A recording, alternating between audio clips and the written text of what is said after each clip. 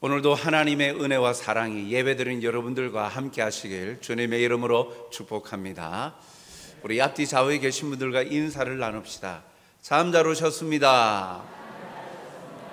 함께 예배드리니 힘이 납니다.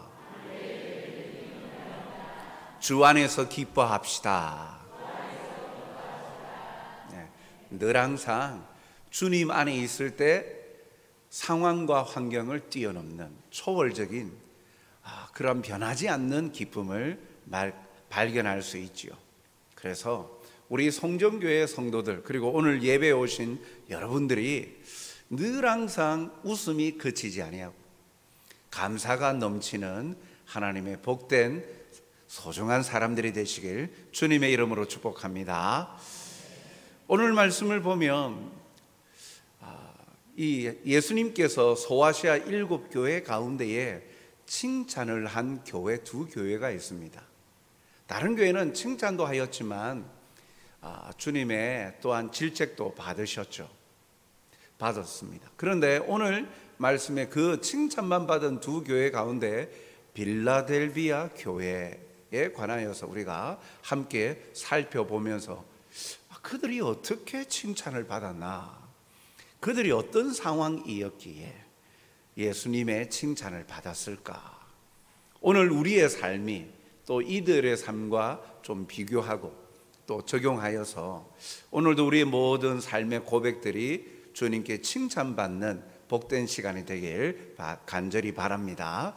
먼저 오늘 우리가 함께 살펴볼 것은 사도 요한을 이 환상 중에 장차 일어날 일을 보여주시고 오늘 특별히 빌라델비아 교회를 향하여서 명하시는 그분이 누구이신지 오늘 밝히고 있죠. 그분은 누구이십니까? 오늘 말씀을 보면 바로 예수님이십니다. 그런데 오늘 본문에는 이 예수님을 세 가지 부류로 예수님을 묘사하고 있습니다. 먼저 그 첫 번째가 오늘 7절 말씀을 보면 빌라델비아 교회의 사자에게 편지하라. 거룩하고 진실하사 다윗의 열쇠를 가지신 이 곧 열면 닫을 사람이 없고 닫으면 열 사람이 없는 그가 이르시되라고 말하죠.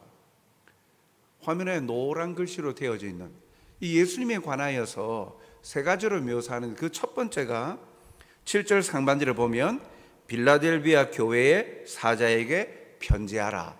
거룩하고 거룩하신 분이다 라고 나타내고 있죠. 거룩은요 하나님을 특징 짓고 하나님의 속성의 가장 기본적인 속성 가운데 하나입니다. 그래서 구약 성경 가운데도 하나님은 거룩하시다, 거룩을 이야기할 때 이 하나님의 특징적인 속성으로 말씀하고 있죠.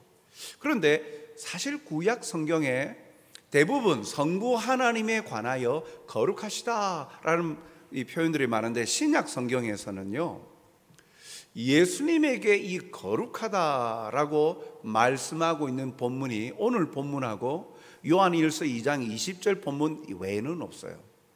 무슨 말이냐면 오늘 이 계시록 성경 마지막 성경에 예수님을 말하면서 예수님은 거룩하신 분이시다라고 밝히고 있는 것은 예수님은 성부 하나님과 동일한 하나님이시다라는 것을 나타내고 있지요.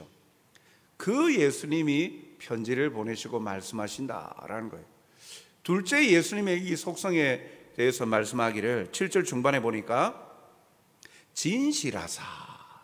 진실하신 분이다 라고 밝히고 있어요. 여기서 진실은요 거짓의 반대 개념인 참이다 라는 그 뜻만을 내포하고 있는 것이 아니라 불완전함의 반대 개념인 완전의 개념이 여기에 진실하다 라는 것에 담겨 있는 거예요. 즉 이렇게 말씀하고 계시는 예수님은 거짓이 없으시다, 예수님이 하시는 그 말씀에 실수가 없으시다, 부족함이 없으신 완전하신 분께서 말씀하고 계신다라는 뜻이 오늘 여기에 함께 담겨 있어요. 그리고 예수님을 세 번째로 묘사하기를 뭐라고 묘사하고 있습니까? 7절 하반절에 보니까 다윗의 열쇠를 가지신 이라고 말씀하고 있어요. 다윗의 열쇠를 가지고 계신 분이다. 이 다윗의 열쇠가 뭘까? 이 다윗의 열쇠는요, 메시아 되시는 것, 그 왕권을 의미합니다. 다윗의 열쇠를 가지고 있다라는 이야기는 바로 그가 메시아이시다, 구원자이시다라는 거예요. 즉 하나님의 들어갈 문을 열고 닫고 할 권세를 의미하는 거예요. 다윗의 열쇠를 통해서 뭐 하느냐? 그 다윗의 열쇠를 통해서 문을 열면 그 구원의 문이죠. 천국 문을 열 수 있는 사람, 열 수 있는 자, 그 권세를 지닌 자가 바로 예수님이시다. 그 권세를 가지셨다라는 거죠. 이 뜻을 좀 살펴보기 위해서 이사야 22장 22절에도 보면 내가 또 다윗의 집의 열쇠를 그의 어깨에 두리니 그가 열면 닫을 자가 없겠고 닫으면 열 자가 없으리라. 여기서 말하는 그 예수님이에요. 이 이사야서를 통하여서 예수님, 이 메시아가 오실 것을 예비하고 말씀하고 있는 본문 아닙니까? 예수님의 어깨에 둔다. 즉 예수님이 그 열쇠를 쥐고 계시는 유일한 분이시다라는 거죠. 그래서 예수님이 메시아이심을 암시하는 표현들이 이 계시록 본문에도 나옵니다. 요한계시록 5장 5절에도 보면 장로 중에 한 사람이 내게 말하되 울지 말라, 유대 지파의 사자 다윗의 뿌리가 이겼으니 그 두루마리와 그 7인을 떼시리라 하더라. 다윗의 뿌리가 이겼다. 마지막 그 전쟁에서 승리하는 자는 다윗의 뿌리다. 다윗의 열쇠를 가지신 메시아 되신 예수님이심을 말하죠. 그래서 오늘 본문에 그 다윗의 열쇠를 가지고 무엇 하시느냐, 다시 한번 살펴보면 7절 하반절에 다윗의 열쇠를 가지신 이 곧 열면 닫을 사람이 없고 닫으면 열 사람이 없는 그가 이르시되라고 말씀하고 있는 거예요. 즉 그 문을 열면 닫을 사람도 없고 닫으면 또다시 열 사람이 없다. 유일하게 그분만이 하실 수 있다. 이 문이 무슨 문입니까? 천국 문이에요. 구원의 문이에요. 즉 유일무이하신 신적인 권세를 가지고 하나님 나라를 통치하시고 그 복음의 문을, 천국 문을 열어놓으셨다라는 거예요. 사랑하는 성도 여러분, 거룩하시고 완전하신 예수님께서 천국 문을 열어놓으셨습니다. 그리고 그 문을 닫을 분도 예수님이시다라고 말씀하고 있어요. 그 문이 닫히기 전에 지금 천국 문을 열어놓으셨죠.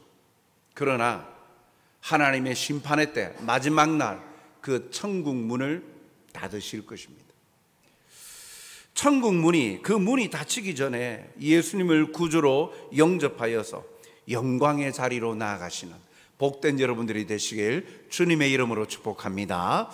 우리가 믿는 예수님이 이러한 분이세요. 그 예수님께서 오늘 빌라델비아 교회를 칭찬하고 계십니다. 그러면 이 빌라델비아 교회는요, 어떤 교회입니까? 8절 하반절에 보니까 내라고 말하는 건 이 빌라델비아 교회를 말해요.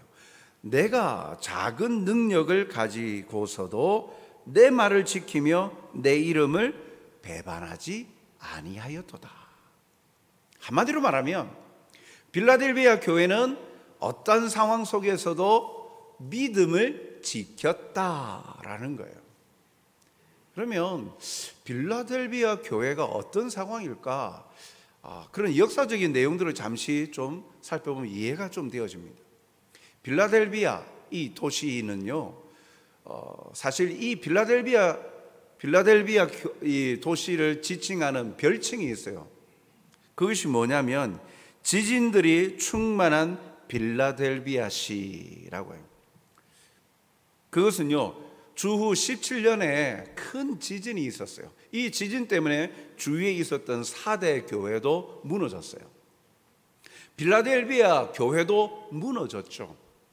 그런데 여진이 얼마나 많이 지속이 되든지 빌라델비아 시에는 계속 여진의 공포. 우리는 직접적으로 지진을 경험하지 못하여서 그 계속되어지는 여진과 지진의 공포가 무엇인지 잘 모릅니다.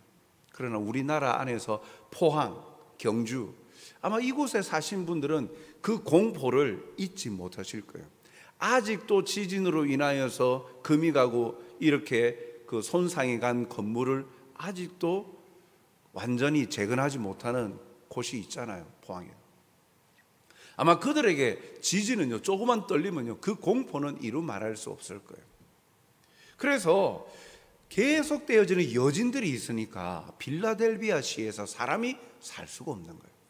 그래서 돈 있는 자, 부유한 자는요, 떠나갑니다. 그래서 외곽으로 나가고 다른 곳으로 가서 정착을 하죠.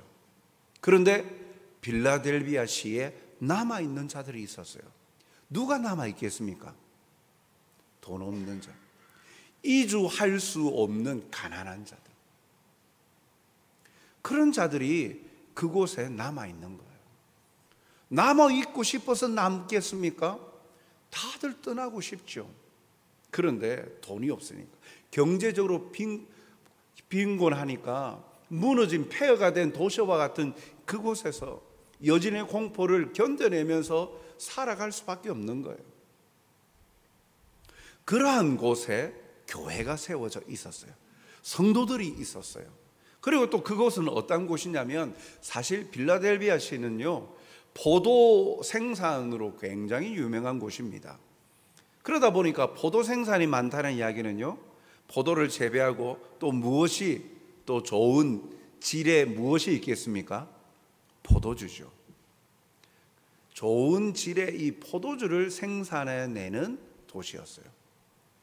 그러면 이 지진을 극복하기 위해서 로마의 재정을 또 이렇게 협조를 받아서 그 성을 재건해 가기도 합니다만, 그러나 계속되는 여진에 쉽지 않죠. 그러나 그 문화 가운데 무엇이, 포도주가 많다 보니, 포도주가 질 좋은 포도주를 만들어내다 보니까 그 그리스의 그 신화, 로마 신화의 영향을 믿는 신전들이 많은 거예요. 디오니수스라는 이 술의 신, 그 신을 숭배하는 신전도 있고요, 아테네 신전도 있고 여러 신전이 많은 거예요.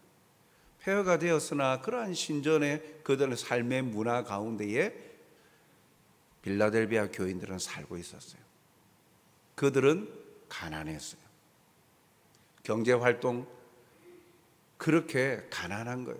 그리고 주위에 남아있는 사람, 가난한 남아있는 사람들 중에 여전히 우상 신들을 숭배하는 이들이 많죠. 그 가운데에 예수님을 믿는 신앙을 지킨다는 것이 쉬웠겠습니까?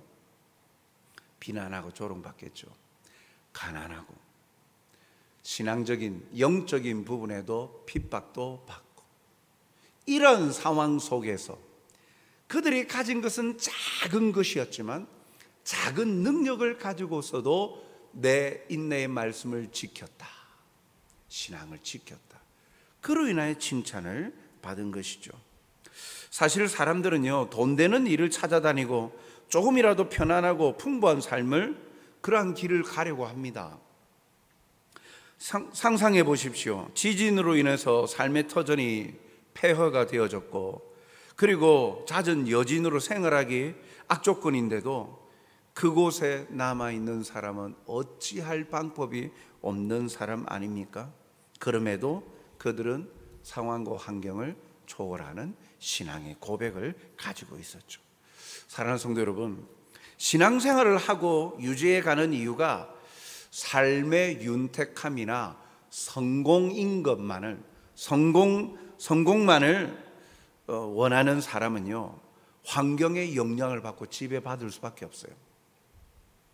그래서 조금이라도 어려움이 생기면, 신앙생활 하다가 조금이라도 어려움이 생기면, 그래서 경제적으로 힘들어지고 몸도 힘들어지고 관계도 악화되어지고 그런 상황들이 조금이라도 힘든 점이 생기면 신앙생활에 대해서 회의감을 느끼고 포기합니다. 그래서 교회에 대한 사랑이 부족하고 애착이 없고 교회를 이곳저곳 옮겨다니고 정착하지 못합니다. 계속 옮겨다닙니다. 그렇게 되면 어떻게 될까요? 자라지 못해요. 신앙이 자라지 못하는 거예요. 그래서 계속 이러한 악순환이 반복되다 보면 결국 신앙을 포기합니다. 왜요? 그들이 신앙생활하는 주된 목적이, 이유가 생활의 안정과 윤택함과 성공이었기 때문이지요. 성공하지 못하고 삶이 윤택해지지 않는데 신앙생활을 이어갈 이유가 없는 거예요, 그들에게는. 그러나 신앙생활은 하나님의 구원의 은혜 입은 자가 감사의 보답으로 주님과의 관계로 나가는 거예요. 신앙생활을 하는 이유는요, 나에게서가 아니라 사랑의 하나님에게서 발견하고 나를 사랑하시고 선택하신 하나님의 보답함으로 살아가는 거예요. 이것이 중요한 거예요. 우리는 신앙생활하면서 나 자신만 생각하고 내가 느끼는 감정과 내가 누리는 혜택, 내가 누리는 것들에만 관심을 가지고 있지, 신앙의 가장 근본적인 그 참된 의미와 그리고 큰 원동력이 되는 하나님에 대한 갈망과 하나님이 얼마나 풍성함으로 우리를 채워주시고 인도해 주시고 사랑해 주시는지, 하나님의 사랑에 대해서 발견하지 못할 때 결국 내 자신의 삶에 지배받고 내 자신을 에워싸고 있는 환경에 우리는 넉다운이 될 수밖에 없는 거예요. 그러나 우리의 신앙생활에 가장 중요한 것, 오늘 빌라델비아가 작은 능력을 가지고도 가난하고 곰핍하고 압제가 있고 그러하였지만, 다른 사람들은 다 떠나가고 그렇지만 그곳에서도 하나님을 사랑하여 말씀을 지켰다, 신앙을 지켰다. 그럴 때 주님의 칭찬을 받았죠.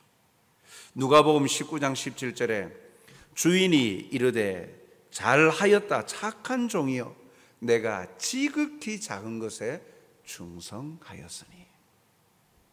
신앙을 지키고 신앙생활을 이어가는 것, 어떠한 큰 보상을 바라고 당장의 내 삶의 변화를 바라고 한다면 지극히 작은 것 충성하겠습니까? 큰 것 충성하죠. 큰 것 충성해가지고, 어려운 것 충성해가지고 큰 것 받으려고 하지 않겠습니까? 진정한 신앙을 가진 자는 작은 것이라 할지라도 소중히 여기고 감사함으로 그것을 충성하죠. 오늘 빌라델비아 교회 성도들처럼요, 오늘 우리가 닮아가고 우리가 나가야 될 신앙의 삶의 모습이 바로 이와 같다는 거죠. 신앙생활을 하는 이유가 나에게서 발견하는 것이 아니라 하나님에게서 발견합니다. 하나님의 말씀을 통하여 하나님의 사랑 속에서 내가 누구인지를 발견하게 될 때 비로소 건강한 삶이 이어져 가죠. 내가 생각하는 틀 안에서 물질의 풍요로움과 명예들만을 채워갈 때는요, 그것이 사라져버리면 모든 것을 내려놓죠. 그러나 하나님에게서 나 자신을 발견하고 나의 소중함과 귀중함을 하나님의 사랑에서 발견한 자는요, 내 삶이 피폐해져도 변함없는 하나님의 사랑을 확신하고 잡고 있기에 변하지 않는 거예요. 그 속에서, 환난 속에서도 성도는 신앙 지켰네요. 왜요? 이런 믿음과 확신이 있으니까, 사랑을 시간마다 누리고 있으니까 감사가 넘치는 거예요. 비록 나의 삶과 형편이 부족하고 빈약하다 할지라도 신실하신 하나님을 믿기에 주님만을 신뢰하고 말씀 순종의 자리로 나가는 믿음의 사람들이 되시길 주님의 이름으로 축복합니다. 이런 적은 능력으로도 신앙을 지킨 교회에 대해서 예수님은요 보상하셨어요. 칭찬만 하신 게 아니라 보상해 주셨죠. 그것은 여기에 대한 예수님의 보상은요 먼저 시험의 때를 명쾌하셨다라고 말씀하세요. 계시록 3장 10절 상반절에 보니까 네가 나의 인내의 말씀을 지켰은즉 내가 또한 너를 지켜 시험의 때를 면하게 하리니 라고 말씀하죠. 내가 너를 지켜 언제요? 시험의 때예요. 그 시험의 때는요 곧이어 나오는 10절 하반절에 보니까 장차 온 세상에 임하여 땅에 거하는 자들을 시험할 때라. 특정한 사람에게만 오는 어려움이 아니라 모든 사람에게 임하는 어려움과 환난의 때가 있다는 거예요. 마지막 심판의 때가 있다는 것이죠. 마지막 때뿐만 아니라 이 작은 것을 가지고도 말씀을 지킨 빌라델비아 교회는요 내가 너를 지켜주겠다. 내가 너를 지켜주겠다. 시험의 때를 면하게 해주겠다. 이것은 단순히 시험 자체를 환난 자체를 당하지 않는다는 말씀이 아니죠. 예수님도 요한복음 17장에 기도하실 때 보면 하나님 아버지시여 이들을 내게로 같이 데리고 가지 마시옵고 악에서 건져 주시옵소서. 사명이 있다라는 거죠. 즉 그 가운데도 보호하시고 지켜주시는 하나님의 은혜가 있다는 거죠. 신앙을 지켜낸 자들은 하나님은 포기하지 아니하시고 예수님께서 말씀하시기를 내가 너를 지켜 시험과 환난 속에서도 보호해 주시겠다라고 약속해 주시는 거예요. 시험과 어려움을 당하나 쓰러지고 넘어지고 멸망하지 않게 해주신다는 거예요. 그래서 우리가 주님이 가르쳐 주신 기도할 때도 보십시오. 주기도문에 어떻게 해요? 악한 것을 짓지 않게 해달라고 합니까? 악에서 구원해 달라고 합니다. 시험에 들지 않게 해주시고 다만 악에서 구하여 주시옵소서. 그렇게 말씀하지 않습니까? 또한 예수님은요 순종한 자에게 뭐라고 말씀하시냐면 그들의 면류관을 뺏기지 아니하리라 라고 말씀합니다. 10절 상반절에 보니까 그 면류관을 뺏기지 않는다라고 말씀하시는데 그들이 지킨 것이 뭐라고요? 내가 나의 인내의 말씀을 지켰다. 말씀을 지켰는데 이 말씀에 대해서 인내의 말씀이래요. 말씀을 지키는데 신앙의 삶은 인내가 필요하다는 거예요. 예수님이 십자가 죽음까지 고난을 인내하셨듯 빌라델비아 교회는 안팎에 가진 핍박과 고난 속에서도 흔들리지 않게 말씀을 지켰다. 인내하며 오래 참으며 지켰다라고 말합니다. 사랑하는 성도 여러분, 참 신앙은 인내가 필요합니다. 기다림이지요. 마냥 기다림이 아니라 확실한 약속과 성취하심이 있기에 이를 믿기에 기다릴 수 있는 거예요. 믿음이 있기에 기다리는 거예요. 어찌 될지 몰라서 그냥 초조함으로 기다리는 게 아니라 반드시 주께서 지켜주시고 승리케 해주신다. 면류관을 주신다. 영생의 면류관을 패배자가 아니라 승자로서 지켜주시고 영광의 자리에 이르게 해주신다는 확신과 믿음을 갖고 있기에 인내하는 거예요. 그냥 무작정 기다리는 것이 아니라 믿음으로 인내하는 것이죠. 그래서 인내하는 자에게 누구도 면류관을 빼앗지 못하게 하신다라고 말씀하십니다. 11절 내가 속히 오리니 내가 가진 것을 굳게 잡아 아무도 내 면류관을 빼앗기지 못하게 하라. 계시록 3장 11절 말씀입니다. 아무도 내 면류관을 빼앗지 못하게 하라. 내가 가진 것을 굳게 잡아. 그런데 못하게 하라 하시지만 면류관을 빼앗기지 않게 해주신다는 약속이 담겨 있어요. 야고보서 5장 11절 하반절에 보니까 보라 인내하는 자를 우리가 복되다 하나니 너희가 욥의 인내를 들었고 주께서 주신 결말을 보았거니와. 인내하는 자가 복되다. 왜? 인내하는 자는 주께서 주신 결말을 보는 자다. 마지막 끝을 보는 자예요. 욥기 보면 욥이 고난을 받지만 나중에 어떻게 됩니까? 배로 보상을 받잖아요. 그것을 주께서 주신 결말이에요. 친구들은 네가 잘못했다, 회개해라, 숨겨진 악을 고백해라. 친구들마저 믿지 아니하고 자기를 죄인 취급했지만 주께서 주신 결말이 뭐예요? 하나님께서 나타나셔서 친구들에게 너희들이 잘못했다, 너희들은 정당하지 않다, 욥이 옳다. 하나님의 평가, 하나님의 평가와 보상을 받았잖아요. 그게 주께서 주신 결말이에요. 욥은 자기의 믿음을 변치 않고 끝까지 지켜냈다. 인내하면서 옆에서 주변에 오는 친구들의 그러한 여러 가지 자기를 죄인 취급하는 정죄, 자기가 당한 이 여러 가지 고통 속에서도 변심하지 아니하고 하나님을 저버리지 아니하고 믿음을 지켰다. 오늘 말씀도 마찬가지죠. 작은 능력을 가지고도 그 어려운 상황 속에서도 믿음을 지킨 자에게 주시는 보상, 면류관을 빼앗기지 않게 해주신다. 한마디로 영광을 허락해 주신다. 진정한 승리를 맛보게 해주신다. 진정한 풍요로움이 무엇인지를 누리게 해주신다라는 거예요. 오늘도 인내함으로 주님의 승리와 그 영광을 누리는 복된 자들이 되시길 주님의 이름으로 축복합니다. 그리고 이기는 자에게 주시는 주님의 세 번째 그 약속이 무엇입니까? 보상이 무엇입니까? 12절 상반절에 보니까 이기는 자는 내 하나님 성전의 기둥이 되게 하리니 그가 결코 다시 나가지 아니하리라. 하나님 성전의 기둥이 되게 하신다 라고 약속하시죠.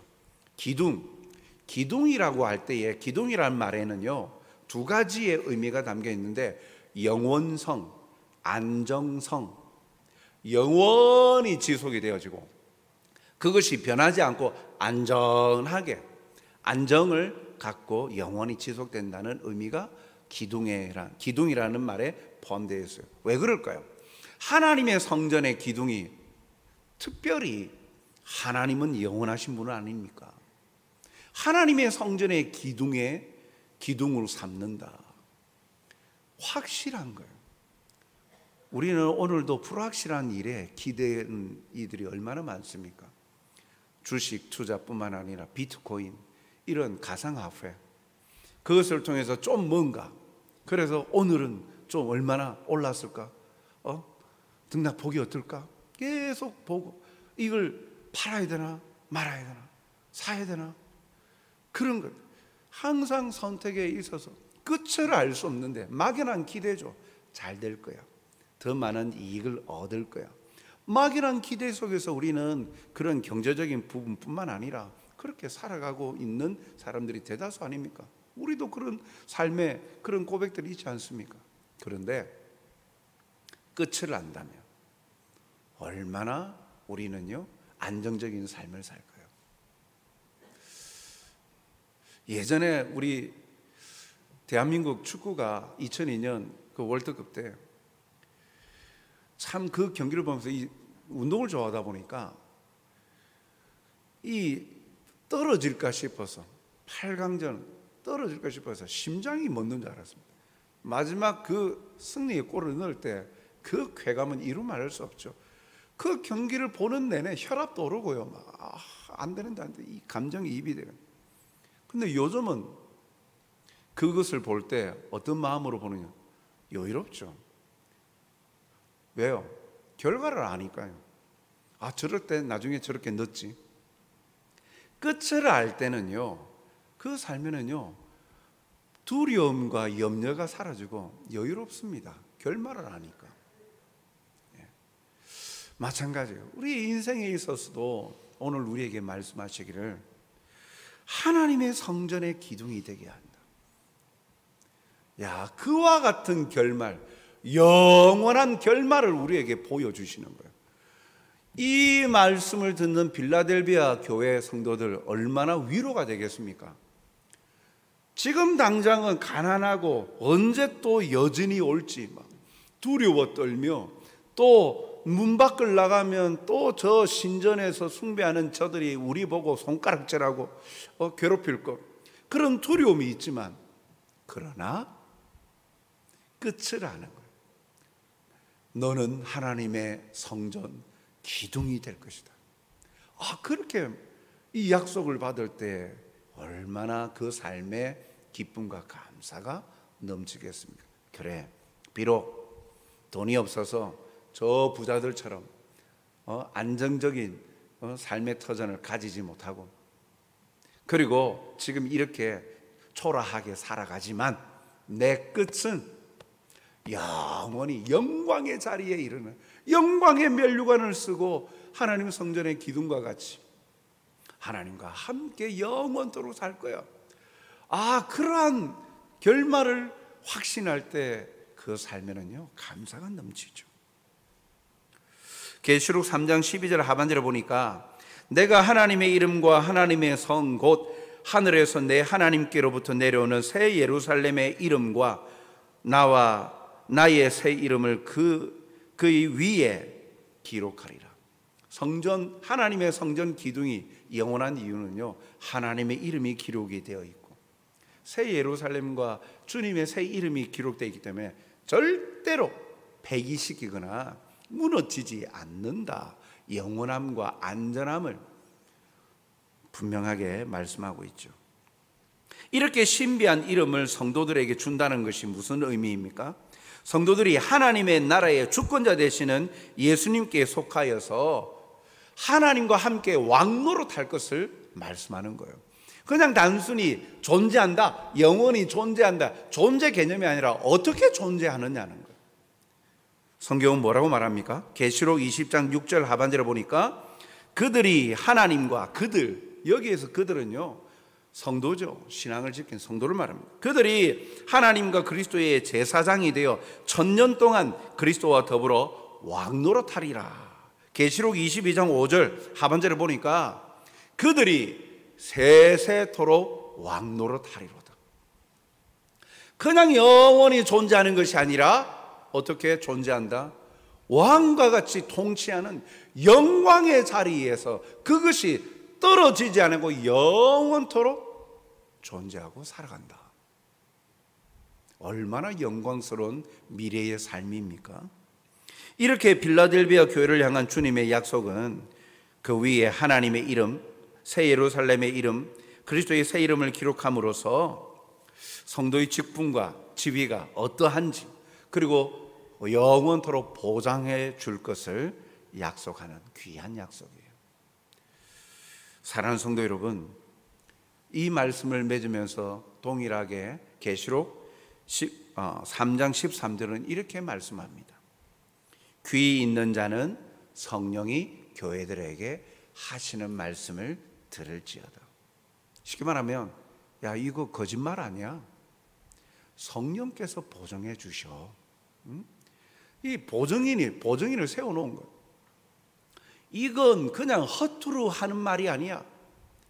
성령께서 이를 보증해 주시니까 이건 확실하고 진실된 말이야. 그러니 귀 있는 자는 들어. 닫는 거는 너희들에게 달려있지만, 듣든지 안 듣든지 너희들에게 달려있지만, 그러나 귀 있는 자라면 교회를 향하여 성령께서 하시는 말씀을 들으라. 반드시 그대로 이루어진다 라고 말씀하는 거예요. 신앙생활은 때때로 인내가 필요합니다. 당장 눈앞에 이루어지는 것을 붙잡고 누리는 것이 아니라 장차 미래의 영원한 약속, 소망을 가지고 사는 것이기에 그러합니다. 그렇다고 현재의 삶에 풍요로움과 부어주시는 은혜가 없느냐? 그렇지 않는 것이죠. 주십니다. 그러나 때때로 그것이 힘들고 어려움에 처한다고 내 삶의 미래가 완전히 바뀌어져 버려서 멸망의 자리에 가는 것이 아니라는 것이죠. 비록 나에게 주어진 것이 작고 연약하고 초라하다 할지라도 끝까지 견뎌내고 지키는 자에게 주시는 승리의 면류관을 바라보십시다. 골로새서 3장 4절 말씀에 우리 생명이신 그리스도께서 나타나실 그때에 너희도 그와 함께 영광 중에 나타나리라. 초라하게 이름도 없이 그냥 존재감 없이 나타나는 것이 아니라 주님과 함께 영광 중에 나타난다.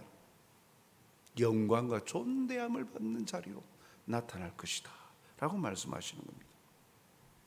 오늘도 살아가는 삶의 모습들 속에 예수님을 믿는데 잘 돼야 되는데 왜 더 잘 안 됩니까? 왜 자꾸 막힙니까?